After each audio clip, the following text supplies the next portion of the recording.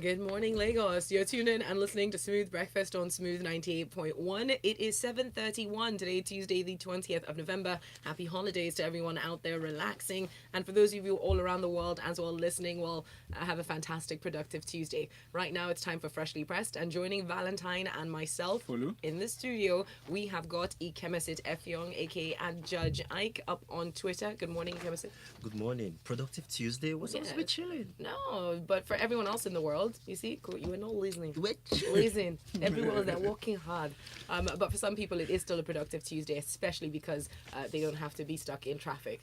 Yeah. We We've enjoyed also that this got morning. we've also got Fred Alison in the studio. Good morning, Fred. How are you? Great to have you here. You can find him on Twitter at Mr. FB Alison. And you can find all of us on the live stream right now. Just go to youtube.com/smooth981FM Lagos. You can also join us in smooth981FM Lagos. You can also join us in conversation, not just on the live stream, but also by tweeting at us using the hashtag FreshlyPress981 and by sending in your WhatsApp messages to this WhatsApp number. It is 0809 4440981. For those of you across the oceans, just add a +234 and then 809 4440981. Now our first set of stories. All right, so our first story is taken from ThisDay newspaper. Amnesty International undermining war against insurgency criminality in Nigeria, say defense headquarters. Ikemesit, in this story, they've outlined some of their achievements of the armed forces, and said in an instance that in 2014, because of reports of Amnesty International, the United States, for instance, invoked the Lee Law, where they refused to sell arms to Nigeria to confront their challenges. They mentioned the case of 12 Tucano, crafts that was brought into the country and how Amnesty International was trying to skew the information and, according to them, distract Nigerians with reports of deaths and killings in the northern part of the country. What are your thoughts? Where do we start with this? First and foremost, this is not the kind of reaction I would have expected from our military. What our military is essentially doing is... You wouldn't have expected or liked? Which one? No, expect. Okay. Right, yeah, expect. Because here's the thing, and I'll explain. A lot of what the military said in this story, and I really, really encourage that you guys either go to the ThisDay website or pick up a copy of today's ThisDay and actually read it, in order for you to understand the nuance and the context with which I'm coming from with this, is that the military mischaracterized a lot of the things that Amnesty International did. So the question then becomes, how do the pronouncements of a well-respected, international organization prevent you from getting arms? First mischaracterization has to do with the application of the Lee Law. So what the military said is, and this is a direct quote from Brigadier General John Agim, who is essentially the defense spokesperson. Yes. In 2014, because of the reports of Amnesty International, the USA, for instance, invoked the Lee Law, where they refused to sell arms to Nigeria to confront this challenge. The thing is, the Lee Law is not designed to do that. Now, what the Lee Law is designed to do is that it applies to military assistance that is being drawn from the US Treasury. So if you have the resources to actually buy arms, right, if you have the money, you can. The Lee Law does not apply to arms sales that are financed with your own funds. So, and this is a story that we've heard from 2015. The Goodluck Jonathan administration made these arguments too, that the US was not helping. They could have done a lot better. The point was, the military was actually trying to call on the financial assistance of the US government in procuring some of these arms. They didn't have the money, as it were, to fully finance those arms purchases. Okay. And because of that, the US administration had to abide by these human rights restrictions that were contained in the Lee Law. So if it came to straight arms sales, I mean, we've had a situation, for example, in the last couple of years where countries like Saudi Arabia have been able to purchase arms from the US and the UK and all of that. Okay. And there have been alleged, but well-documented allegations, okay, let me put it that way, of human rights abuses in the war that it's perpetrated against Yemen. It's not stopped them from buying arms from the US. Yes, but let's look at the African continent and Nigeria as well, realistically. And what has obtained is that we have have usually relied on some sort of help to be able to purchase these things, and that's almost been standard. So if you know that that's the situation, you know that invoking things such as this law will affect us undoubtedly. And also, let's not forget that the US is not even commenting right now, or that the US president is even being very hesitant to outright say yes, that it is true that the top levels of Saudi government did approve the execution of a lawyer, and they've invaded countries for a lot less. So I think when we're talking less, Saudi's a bit different. I understand that and I get that, but then the thing is this, right? It's very simple. Just get the guys to be well behaved, right? Get the guys on the front lines to be more professional in their conduct, right? And to focus on achieving strictly military outcomes and to be responsible, and then you do not have this issue. It's simple. It's not like Amnesty International is just nitpicking on Nigeria. Well, understood, but again, Amnesty, we do know, has had questions around the organization, not just for Nigeria but globally, because they do tend to skew things in their direction. And I will be pulling up details to show you, because if we just look up how Amnesty deals with certain types of countries, China being one, and we understand their issues, but also looking at warfare when there's even peacekeeping. Don't forget that United Nations troops, albeit coming from different countries, have also been accused of different atrocities in different parts of the world. So let's not act as though it is in a different unique parts of situation. in different parts of the world. Yes. And in many cases they have called these things out. But then and I just say this in the interest of objective reporting. I understand that, but then in the end, let's be clear about this. Amnesty International is an organization that's focused on what? The promotion of human rights. Yes. It's the only thing they're going to be talking about. Very true. Very true. Brigadier General John Agim said in an instance, he actually mentioned this a couple of times, but emphasizes on this, says that if you read reports of Amnesty International, like the one that they published this year, they're putting what happened in 2012, 2013, 2014, and 2015 and recycle it every month. So it's like bringing back stories as though they were true in that time, but then still bringing it back like it's fresh news. We've seen a couple of those reports, right? Or a few of those. Yeah, we have. Again, it's debatable whether they actually recycle those stories. That's the military perspective. If you're calling up old events, but if in theory, if you are doing that, then that's problematic. But the point is, I don't want us to lose sight of the larger goal. Yes. Yeah, we should aim to ensure that our military and our security services act more professionally. Okay. And I think the military should just take that larger lesson on board. Thank you Just take very it on much. the nose. Yeah.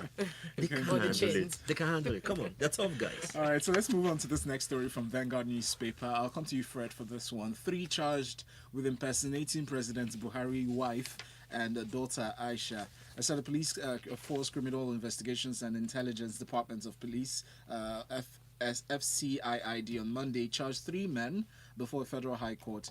I said they charged them over alleged cybercrime and impersonating the president, his wife, and Aisha. They're accused named as Julius Ayahu, and another who's 48 years old. Kenneth is almost 45. George Agu, who's 48. They said they had no legal representation whatsoever, but they were said to have forged electronic messages to one engineer, Ikemesit, with the tag Attention, Gerardo Francisco Menendez, who's probably the name of the company, purporting same to be sent, asking them to send particular sums amounting to 20.5 million US dollars, equivalent to 7.4 billion naira, and labeled that message with caps, immediate payments of notification, and they asked them to make this payment straight to the ECOWAS headquarters, cash payments really, from Cotonou.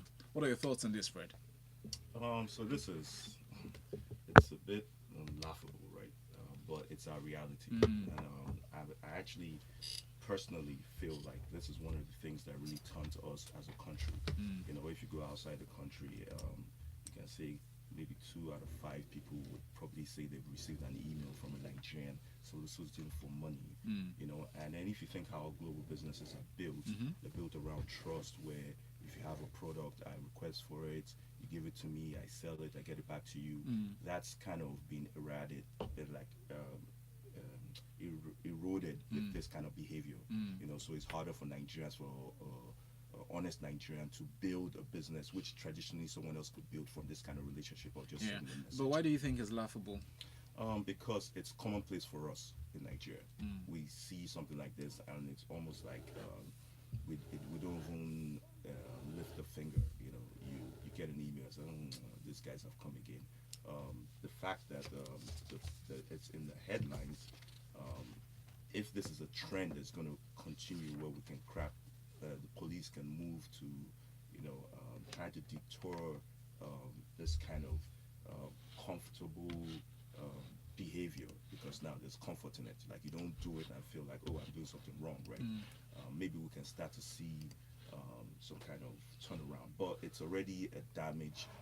Globally, this has damaged our image. Yeah, but one would think this is commonplace, because we've heard stories of many people, falling victim to this kind of this sort of messages or emails. It's just most recently, being we're finding that the forces, the military or the police really is now getting wind of this kind of messages and maybe circumventing some such messages, because I mean, how when we talk about Nigerians, you hear the usual colloquial words, yahoo and all that. Yeah, that's so why I said it's been commonplace, but we Yeah. haven't had a lot of conviction so Yeah. far. So this happening, does it point to the fact that the police are actually working? Yeah, it points to the point To that that the police are sense. actually working, and it points to the fact that they're being more intelligent in their policing. To be able to crack down on digital, crime, Cybercrimes, okay. crimes. All right. So it's a good thing. I should say it's a good thing. We're as I said, it's a long road Yeah. to change the image, but it's a good direction. Thank you, Fred. Our next story is from Punch newspaper. Mixed reactions greet Buhari Atiku plans. We saw the policy documents that was released yesterday as campaign season started. It got kicked off officially on Sunday. The two documents that was precisely as they sit in mixed reactions from different quarters are those of Buhari, who's the candidate of the All Progressives Congress, and Atiku of PDP. They said the first, Buhari's own is titled Next Level. Atiku's policy document is, tagged Let's Get Nigeria Working Again. We've got mixed reactions from different quarters. The first from a civil society group, Campaign for Democracy, and then another from National Chairman of People's Democratic Party, Uche Secondus, saying that Nigerians should be on guard, that Buhari's second coming will be disastrous for the nation, and other quarters really calling it, taking us back, and that it's inimical to the corruption, the fight against corruption. What are your thoughts, Ikemesit? Yeah, I've read both.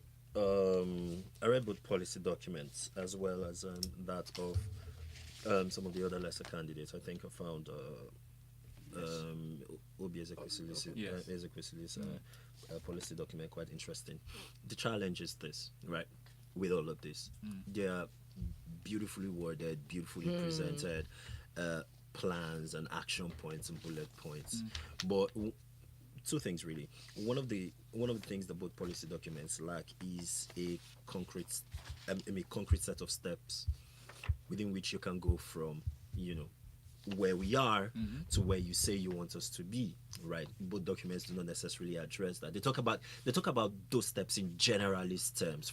So for example, an article will talk about education. We'll revamp education. We'll do this. We'll do A. We'll do B.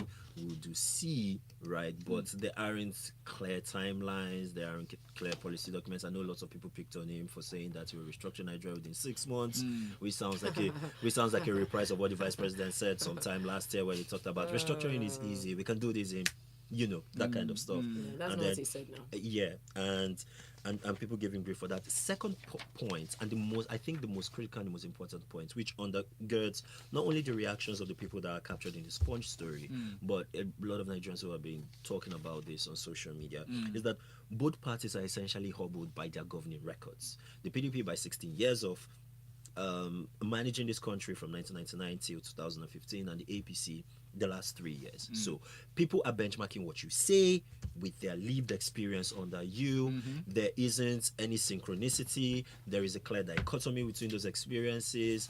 You're not actively engaging with them as to how you are trying to actualize your last set of promises, and you're bringing in a set of promises. There's a trust deficit, right, in Nigerian politics, and that's undergirded all of the reactions to this, and all of the politicians should just prepare to deal with that all through this election cycle. And for the person who wins, well, he'll be all right. Good Thank luck. you very much, Ikemesit. Our next story is from Vanguard newspaper. Fred, I'll come to you with this story. 3 charged with I'm taking this story. Scrap collectors nabbed, as from Punch. Scrap collectors nabbed for vandalizing the FAAN's 180 million naira property. So the scrap collectors, Bashir and Ali by name, they've been arrested by the police for breaking into the premises of the Federal Airport Authority of Nigeria and attempting to vandalize government property that's worth 180 million. They said they got the assistance of a policeman who was given the responsibility to guard the property surrounding the crash gate through which they gained access. Fred, what are your thoughts? This article is another interesting one. So if you have to get into the article to understand like the play in it, right? So the scrap collectors allege that the policeman met them and encouraged them to come into the premises And asked them for 2,000 naira. Yes. So when they got there, he asked them for 2,000 naira, and then they met other people that he had told to come along to come and get medals from the premises of FAAN. So it's interesting how he was his job was to guard the place, and his allegedly seen as an opportunity to be able to enrich himself. So I guess maybe he speaks to other things. So is the crime now for robbery, or is the crime for collecting scraps or illegally handing scraps? Do we have scraps at the airports? And of course not. These are he's going to private property. Like it's not like it's dumped on the road to get the scrap. So who determines if it's scrap or not, right? And the other thing is It's trespassing. It's trespassing. It's theft. There's so many things. But the other guys are alleging that we didn't know. The guy encouraged us to come in here and told us there's metal here. And then once we get it, it makes no sense. Ignorance of the law is no defense, sadly. But thank you very much for that, Fred. Let's keep it moving quickly. MI from Akoka sends in a WhatsApp message to say the military do their best in terms of protecting our territorial integrity, but they can't cherry pick what narrative Amnesty International will write about them. I don't see how their opinions could influence our inability to purchase weapons. It doesn't help also that the modus operandi of military engagement is not the prettiest. But Shegun says Amnesty, in quotes, Third World International, is focused on human rights in selected parts of the world, says Shegun. While we've got this lengthy one that's come in from Bengus to say, I saw the policy document of Alhaji Atiku Abubakar. I just can't understand how confused we are as a country. I wonder why we can't have a national policy framework and compel every government coming into power to stick to that policy framework, regardless of the party such government belongs to. A situation whereby every government comes up with its own policy framework without regard to what has been on the ground is only a recipe for underdevelopment and policy somersaults. The President Muhammad Buhari administration has what it calls the Economic Recovery and Growth Plan, which it intends to run till 2020. Paraventure Atiku wins come 2019, then the ground plan will be abandoned, and then it's back to square one. No country develops with this kind of arrangement. Okay, let's talk about weak regulations aiding the repatriation of $2.2 billion by foreign airlines. Ikemesit, shall we? Apparently, this is what's going on at the moment, according to statistics by the International Air Transport Association. International airlines sold tickets worth $1.4 billion to travelers within the first 6 months of 2018, and foreign carriers sold tickets worth $800 million. Big stuff there.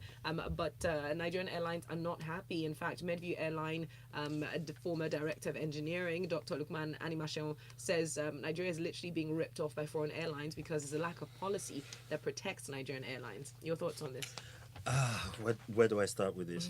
Okay, so just a couple of recaps. So these guys are essentially complaining that when it comes to international travel, the international air operators are more significantly advantaged than Nigerians, and then even when they make these monies, they repatriate them abroad. Someone put something along the orders of, I think, 90% I can't really recall, and all of that stuff. And they are complaining that the government is essentially not doing enough to protect domestic airlines. There are a couple of problems with this argument. One, almost everybody seated here, right, and probably a significant section of our listenership has flown abroad, and you know this, right? If you travel fairly often, you don't even need to travel internationally in order to understand this. People gravitate towards the services that offers them the best value for their money, right?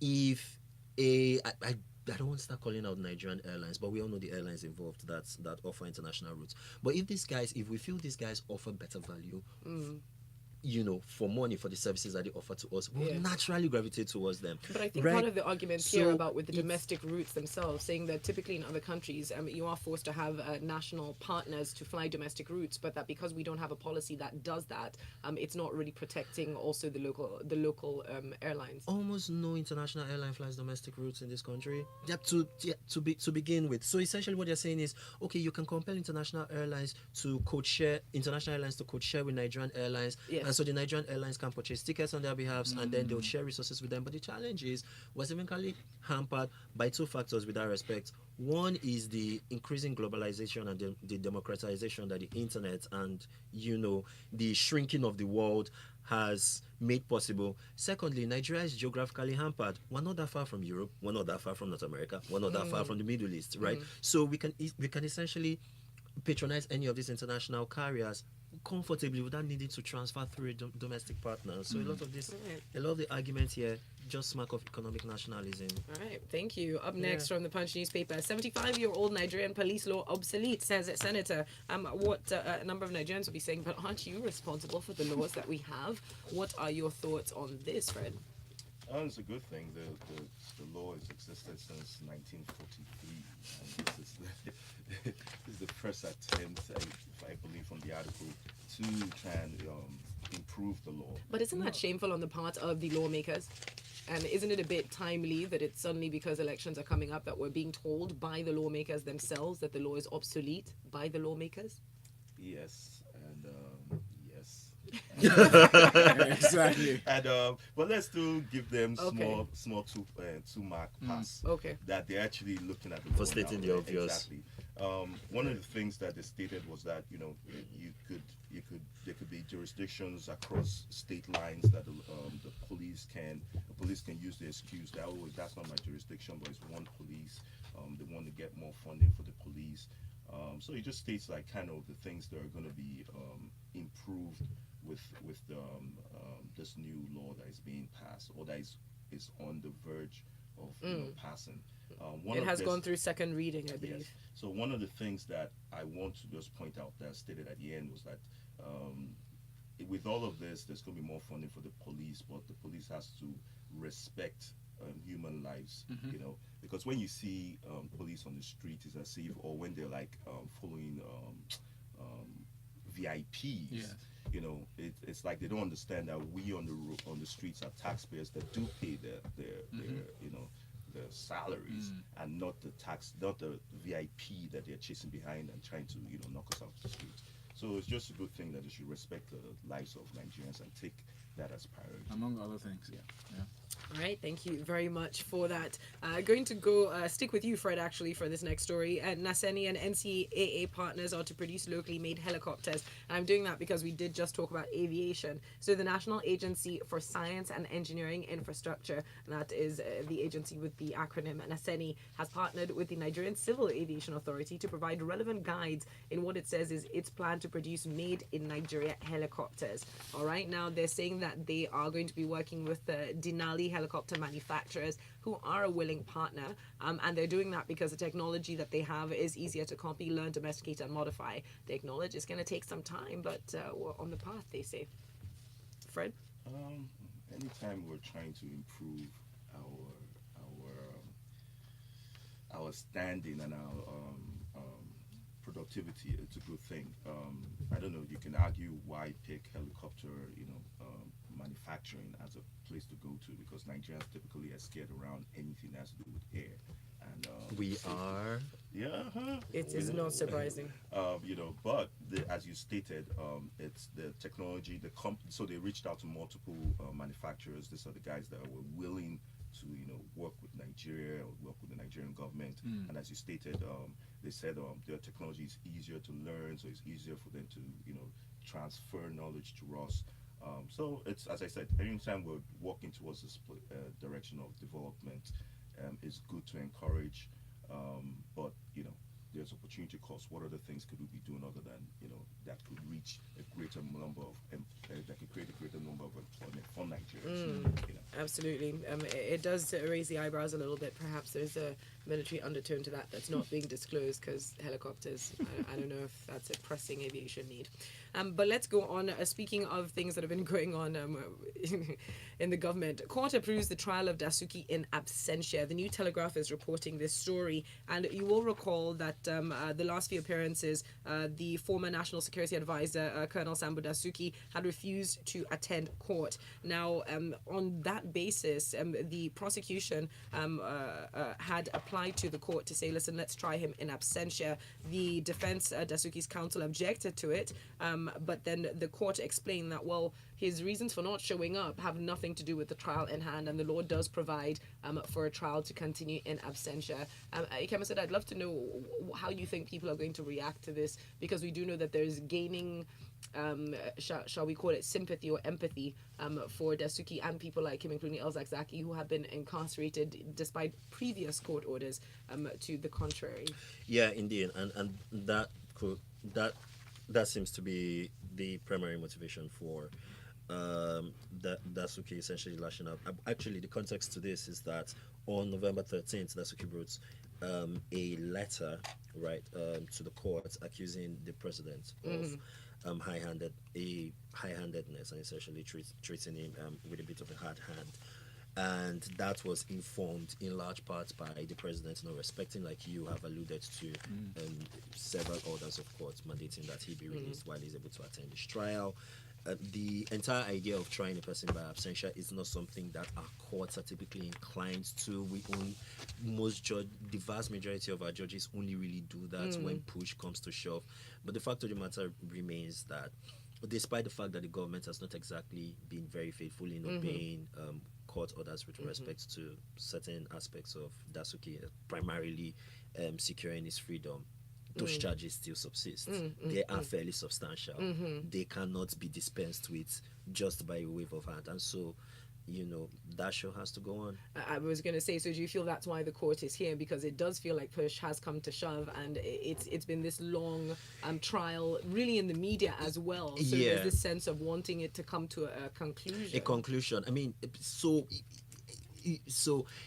how a thing, you constantly talk about a thing ever so often, and then you lose sight of the broader picture. So let's just pan out and look at this. This has been going on since late 2015.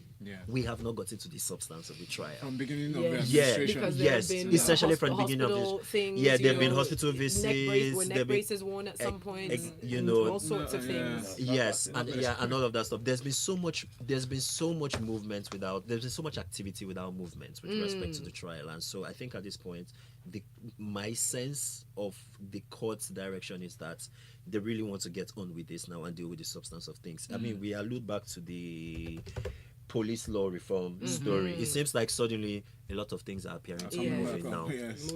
But they say we should not make inferences about it.